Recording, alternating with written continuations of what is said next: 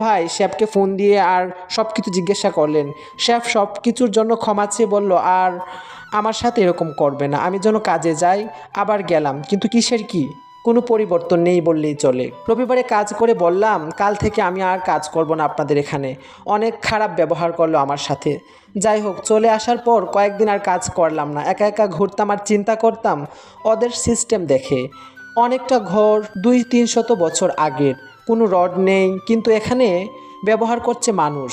এখন ওই ঘরগুলো মানুষ ব্যবহার করছে। আবার সারা দেশে পতিত অনেক জায়গা থাকার পরেও ওরা বড় বাড়ি না বানিয়ে শুধু এলাকা ভিত্তিক মানুষের বসবাসের জায়গা দিয়েছে। আরও আশ্চর্য হলাম, শহরের মাঝে পার্ক করে, যেখানে অনেক গাছ গাছালি আর সাথে হাঁস মুরগি কবুতর বন্য পাখি সহ সবকিছু বসবাসের উপযোগী করে রাখা হয়েছে। দেখে চিন্তা করে দেখলাম, আমাদের দেশ হলে মানুষ এগুলো শিকার করে খাওয়ার জন্য ব্যস্ত হয়ে যেত। তাদের চিন্তা ভাবনা অনেক সুন্দর।